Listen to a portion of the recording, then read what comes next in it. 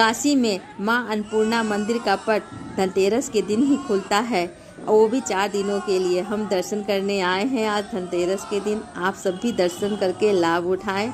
जय मां अन्नपूर्णा माई की जय हो। हर भक्तों की झोली भर दो माता अन्न धन से। जय हो माई अन्नपूर्णा की जय हो।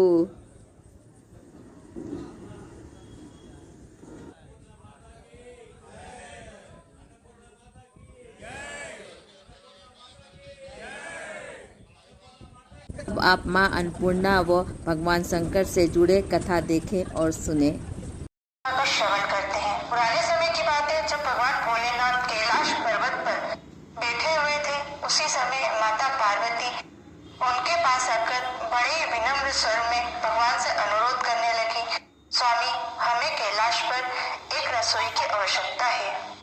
भगवान शिव शंकर ने मुस्कुराते हुए माता पार्वती को मना कर दिया और कहा, देवी, भोजन तो एक प्रकार की आसक्ति ही है और प्राणी मात्र को आसक्तियों का त्याग कर देना चाहिए।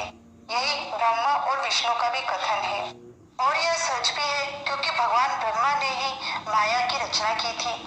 परंतु यह शब्द माता पार्वती को अपमानजनक लगे और माता पार्वती क्रोधित हो गईं, क्योंकि माता पार्वती ही लक्ष्मी और सरस्वती देवियों के साथ प्राणी मात्र के प्राणों का पालन करती हैं।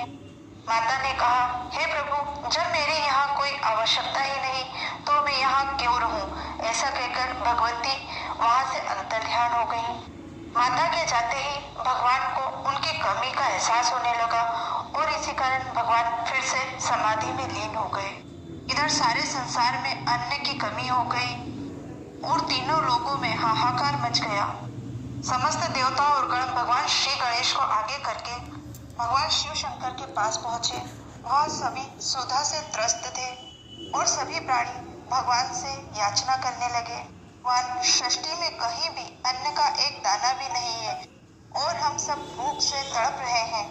भगवती पार्वती के अंतर्ध्यान हो जाने के कारण भगवान शंकर के पास भी अन्न का एक दाना भी नहीं बचा था। भगवान खुद को असमर्थ पाते हुए भगवान विष्णु और ब्रह्मा जी से पूछने लगे, अब क्या किया जाए?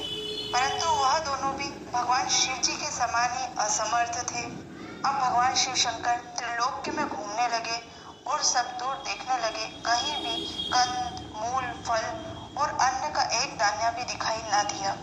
न ही स्वर्गलोक में हविष्य और स्वाहा थी और न ही पाताल लोक में भी कुछ भी खाने योग्य पदार्थ बचे थे। इधर भगवान शिव शंकर बहुत दुखी हो गए, क्योंकि अब उन्हें समझ में आ गया था कि त्रिलोक में भोजन का क्या महत्व है। जब भगवान अन्न की खोज में भटक रहे थे, तभी भगवान शिव शंकर को एक अघोरी मिला, जो भगवान शिव शंकर को भी अघोरी जानकर कहने लगा, यदि आप भोज्य पदार्थ के लिए इधर उधर भटक रहे हैं तो आपको काशी नगरी में जाना चाहिए।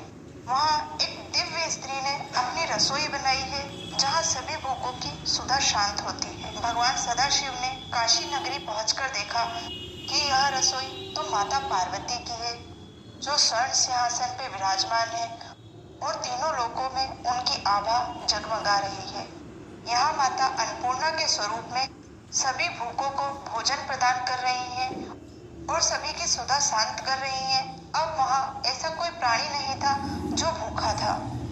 भगवान भोलेनाथ को आया हुआ देख देवी मंद मंद मुस्काने लगी और भगवान भोलेनाथ से बड़े ही मीठे स्वर में बोली, हे प्रभु, आप और ब्रह्मा जी भूख के बंधन में नहीं बंधे हैं, परंतु जो आपके भक्तजन हैं वो भूख के बंधन में बंधे हुए हैं।